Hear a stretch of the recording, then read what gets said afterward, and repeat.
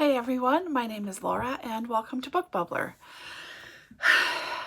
I actually read books this week. I know, like I finished books. I mean, I read last week, just didn't finish anything.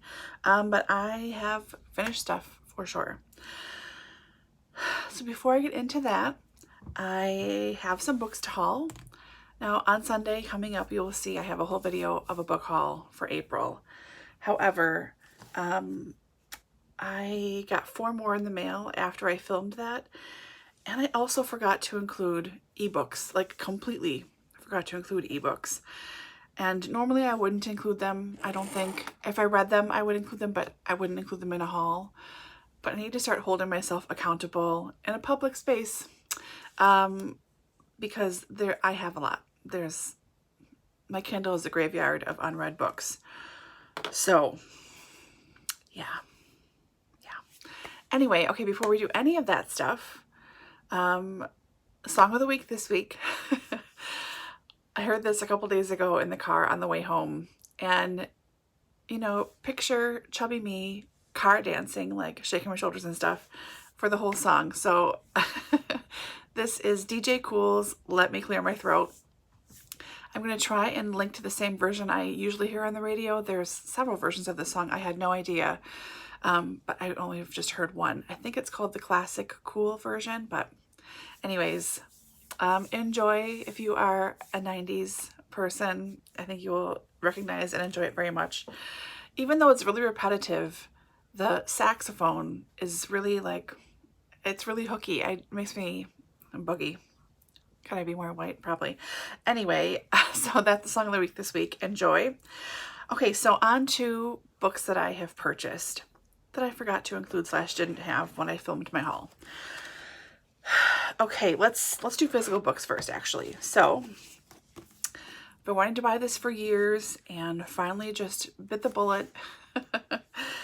So I finally have a copy of My Policeman by Bethan Roberts. So excited about this. I think I first heard about this at Simon's channel. It's SavidgeReads. I will link anyone, of course, I mentioned today. So this sounds excellent. Set in 1950s Brighton. Marion sees this really attractive guy. He teaches her how to swim, and then they fall in love. And a few years later, Patrick meets Tom. Patrick is the new guy in town. Marion and Tom are the couple, and then the three of them, you know, have to decide what they're going to do in this relationship, throuple, whatever. It's not a throuple. It's not a throuple. But what do you do in 1950s England? So this should be really good. I think this is being made into a movie sometime soon with Harry Styles as one of the people. I don't know, but excited to finally have a copy. And then I forgot that it was Indie Bookstore Day last week, Saturday. I mean, total space case. So I was forced, I tell you, forced to place an order online for Boswell books. This was a very much just random, I feel like getting something else. I'll try something new. I feel like I should move over more. So this is Winter's Orbit by Everina Maxwell. So far, this is just a standalone, I believe. It's male romance set in space. So,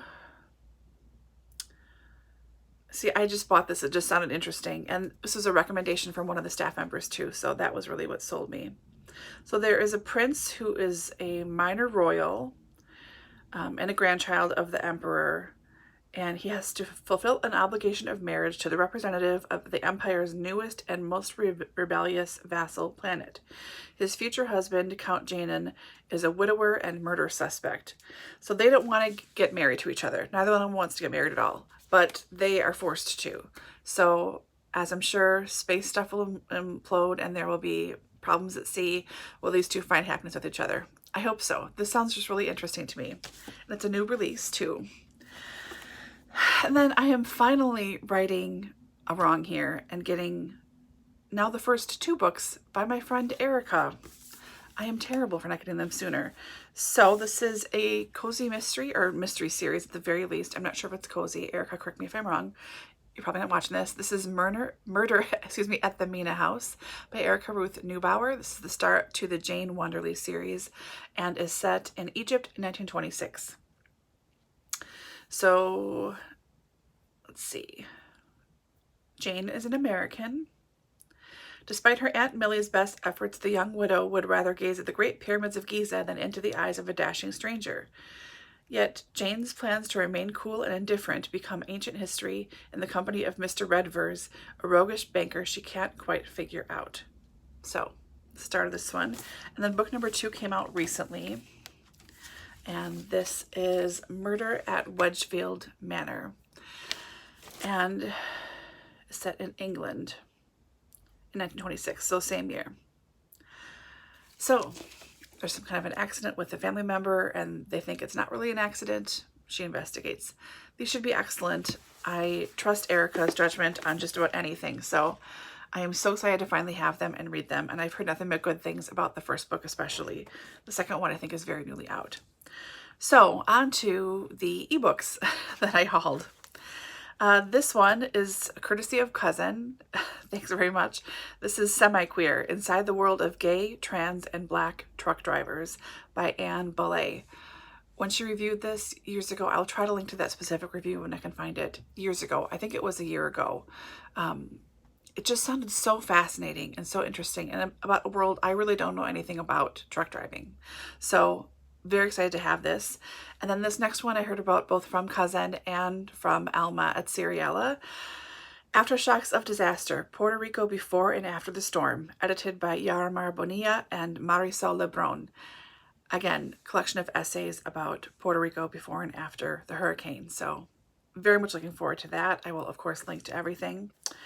Okay, I heard about this from someone here on BookTube, and I genuinely have no idea who. If you think it's yourself, please let me know.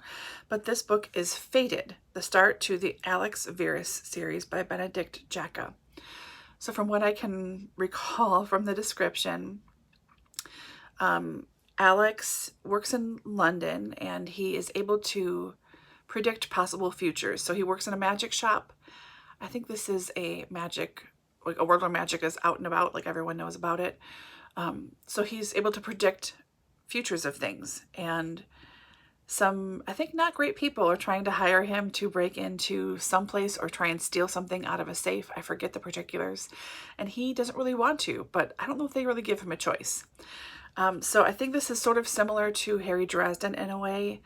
I don't know why I think that, but anyways, the series, excuse me, is 12 books strong. I don't know if it's still being published or if it's finished now, but it's the start to the series regardless.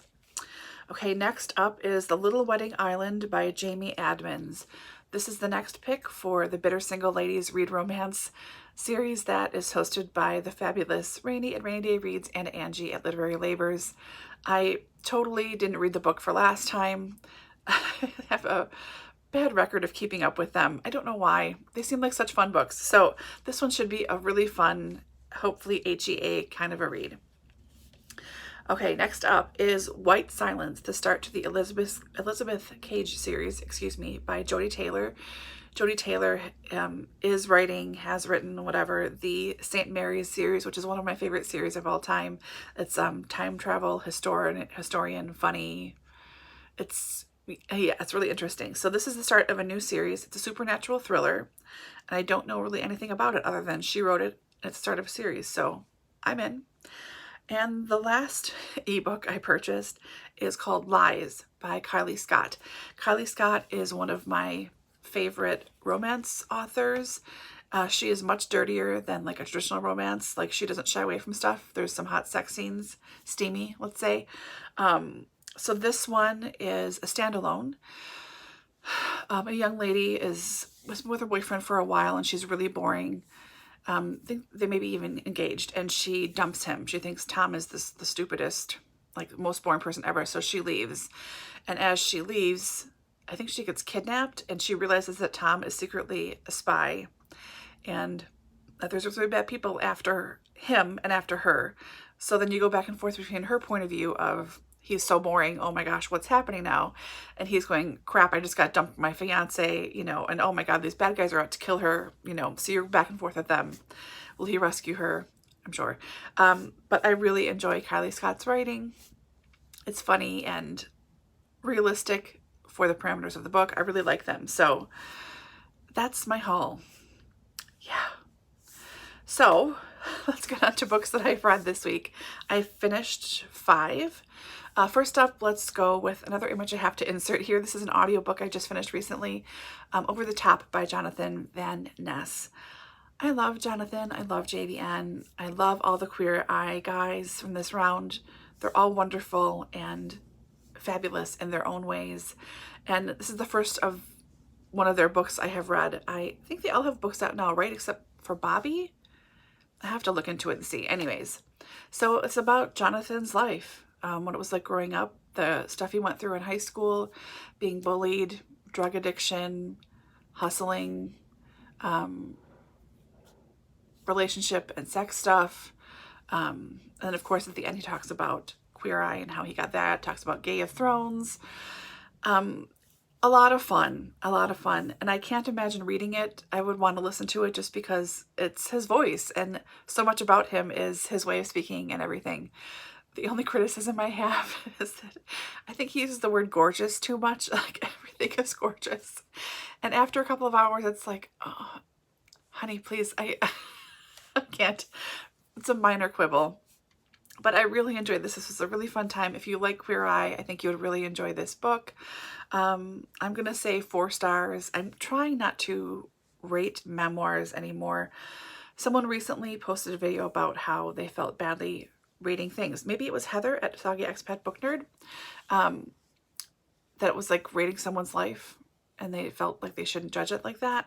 And I hadn't thought of it that way before. And then I just randomly hopping around watching BookTube, I've seen several other people talk about it. It was like the same day and the next day. And I was like, oh, okay, let's try this. So I marked it as read on Goodreads, but I didn't really rate it there. But I really thoroughly enjoyed it. It was a lot of fun.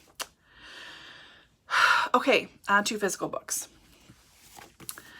So I didn't finish this, but I'm marking it as read because it's one of those books I'm going to be dipping into and out of. I also have it on my wish list. I'm going to get my own copy. I think there's a lot in here that I'd like to unpack and go back and forth again and again throughout time. So this is Love and Rage, The Path of Liberation Through Anger by Lama Rod Owens. I read this for the Anahata, sorry, Sean, Anahata Book Club that Sean hosts over at PaSTORY Time. And there was so much here. This was so fascinating. I'd never heard of this before. I'd never heard of Lama Rod before. And I feel like I really missed out. So it's about anger and rage in your life and how it's useful, what it really is, how you can use it to propel you forward in a healthy way. I had a really difficult time reading just the introduction and the first couple of chapters. I am someone who historically has never wanted to be angry, and I worked to not be angry for anything. You know, I would get pissed off, yes, of course, but I didn't want to be angry. And then after the 2016 election, I was furious and I stayed really angry for a long time.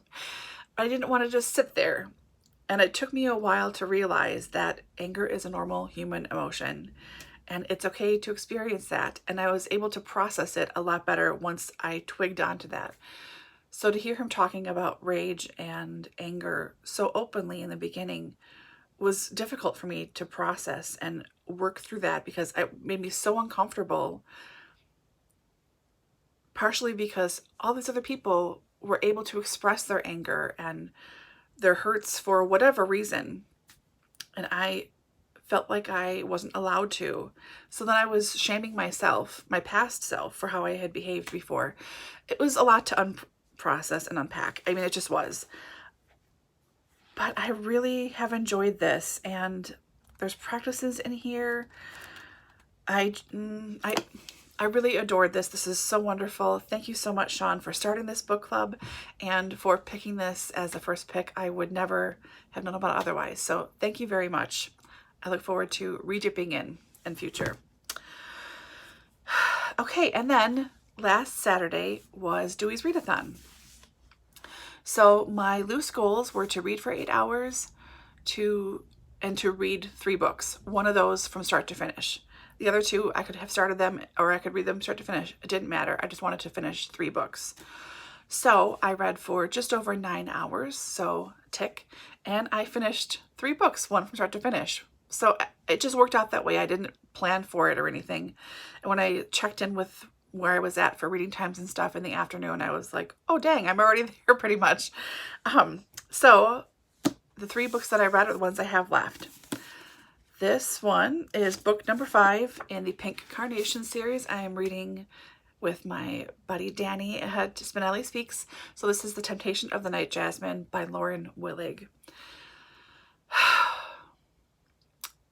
This book was fine. It was all right. It felt the most like the first book and the first couple in the first book, Richard and Amy. This one follows Robert, Duke of Dovedale, and Charlotte Lansdowne. So Charlotte is a really good friend of Henrietta, and I really like Henrietta. So we've seen Charlotte a few times before, and Robert has been mentioned a couple of times previously. He was fighting in India and has come home to seek revenge for a friend who was purposely shot in the back during a skirmish, thinking that it would come off as enemy fire, and that's why he died. But Robert saw this murder happen from another army member. So in order to catch this guy, he and his best friend Tom, who is really funny, they come to Charlotte's house. Charlotte and Robert are distant cousins, and they grew up together for a little while, but Robert ran away. He thinks he did something bad, but he ran away and joined the army in India. He's been gone for over 10 years, I think. So he comes home like right around Christmas and sees Charlotte. She is smitten. He is smitten immediately, of course. And she falls for him immediately. He starts to fall for her. They make out, which is very taboo. And then he completely shuns her for good reason. So in order for Robert to catch this ne'er-do-well, bad guy, he has to join the Hellfire Club, which were fairly popular then. So he has to join this club, and it's trippy. They've pulled parts from Indian religions and mythologies and just done whatever they wanted with them to make it seem exotic and, you know, creepy or whatever. And it's like a sex and drugs kind of a cult club. So Robert has to infiltrate and with Tom and try and catch the guy. They're all wearing hoods and robes and stuff for most of the time. So trying to figure out who was who. And then he overhears there's a Frenchman that is part of the group that is working with the bad guy to do something, and they're not sure what. So he's got to keep his wits about him as he's like the air is drugged and things. So that was more exciting to me than anything else, was watching that plot unfold in the Hellfire Club and everything else. Charlotte, after she is dissed by Robert, she needs to, it's her duty to be a lady in waiting to Queen Charlotte, who is married to, oh my gosh, who's the king who went mad? George the Third.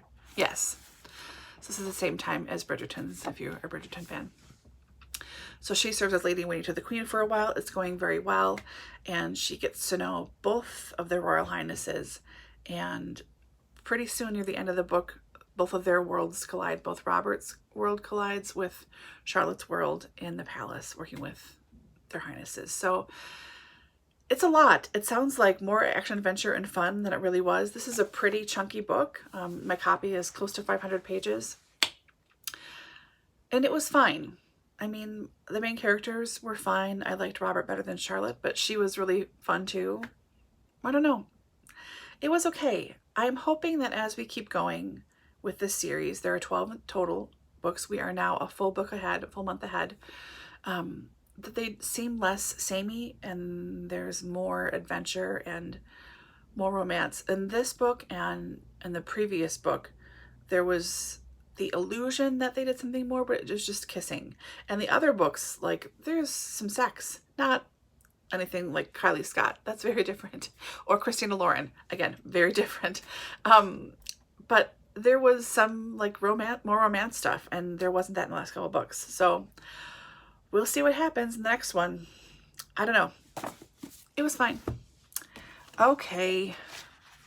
This one I hauled when I visited Dani in September last year. So I Feel Bad About My Neck and Other Essays and Other Thoughts of Being a Woman, essay collection by Nora Ephron. I really like Nora. I like her movies. I like her wit and her voice. I've never read anything before this. So it's thin and I thought this will be easy to knock out. And it really was. It was enjoyable. I liked it. Her sense of humor is very much on display. However, there was one essay in particular where in this day and age, especially, this was published in 2006, I want to say, it just smacks of white privilege so heavily. And it's the essay where she talks about the apartment building that she lives in. And it's one of those apparently storied buildings on the Upper West Side. It's not like the Dakota. The Dakota I know. I think the Dakota most people would know, but this one I had never heard of before. I don't think I could find, let's see here. Oh, here we go. The Apthorpe. Never heard of it before. I could be mispronouncing it too. I don't know. Where she finds an apartment. It's an affordable rent. She moves in with her kids after her first divorce or second divorce. I forget. And then it's her time there and how she doesn't want to move. And the landlords sell it and they raise her rent by like 400% at some point. And the lobby changes and the pipes are breaking and she doesn't want to leave. And it's this building, I can't leave there. This is my identity and blah, blah, blah. And it's like, really? How? Really? That seems so tone deaf. But at the time, I know it wasn't. And this is her life. She can write about whatever she wants to. But it just seemed like, oh, okay. It's about halfway through the book. And then after that, the rest of it kind of had a tone of, or like that, like tinge. It was like, there was clear water before, and then there like 2 drops of red food coloring dropped in. And the rest of the book just seemed pink afterwards, you know. This was good, entertaining. I think I gave it 3 stars. Because I wouldn't have maybe noticed that so much previously if I'd read this a few years ago even. She talks about raising her kids and finding love and of course aging as a woman and clothing and about, of course, like her neck and all this stuff. I mean, it was enjoyable. It made me, oh, I hate my purse. I related to that very much. That was, yeah, fun. And there's a whole one in here about reading, about her with JFK, how she worked for JFK for a while. I mean, there's a lot in this little book, and it was entertaining, but a little tone deaf in this day and age. And then the last book I read this week, a buddy read with Ange, with an E. Sorry, no, Ange's book chatter. Ange, I'm so sorry. We read The Russian Cage together by Charlaine Harris. This is number 3 in the Gunny Rose series. And this was like a one-sitting read for me. So in this book, we see Lizbeth. She gets a letter from her half-sister who is in service to the Tsar in California. And it's a coded message that when she decodes it basically says Eli, her partner who she loves, but they're not really together.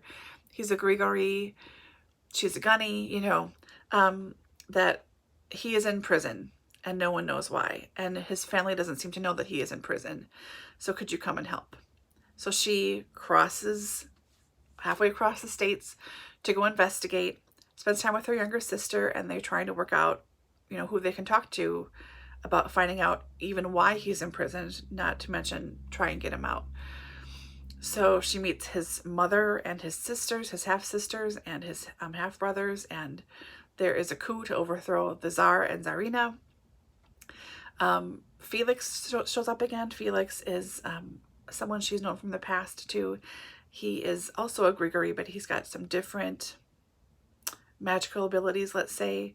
There's a big battle at one point, and I just enjoyed it. It's so much fun. I like the world a lot. Charlaine Harris is such an easy writer to read, and I really like this sort of Russian, New America, old-fashioned feel, Western kind of a setting. I just really enjoy it. So this was 4 stars for sure. I really look forward to the 4th book whenever it gets published, probably next year, and to chatting more with Ange about this. I think she's almost done, but not quite. So this was wonderful. Okay, that's it for me this week. That was very chatty. I apologize. Let's blame that on the haul portion, shall we? Coming up, I'm working on my May TBR. May is my birthday month, so I try not to read anything or join in anything, but there are a few read-alongs happening that I really, really want to join in on. So I'm working on TBR for that. I have also joined a gym, and I had a very quick assessment with a personal trainer. And the amount that my legs hurt after the very tiny amount that I did physically is horrifying and humbling. So yeah, we'll see if I can keep it up and still be able to do stairs when I'm done. I know, when I tried to leave, I was like, is there an elevator in this place? Like, no, there's really not. It's all just stairs. Okay, let's suck it up. So yeah, that's new. Working on some stuff with Dani. And yeah, lots of decluttering, video binging is happening, lots and lots, like a couple hours every night. And yeah, just glad that spring seems to be here. It was 80 degrees a couple of days ago, and now it's back to 60. Let's just keep it like spring temperatures. No need to hop into summer just yet. It's the end of April. It's cool. Yeah, that's all I got. All right, I hope you're all doing well and staying safe. And I will talk to you guys soon. Bye.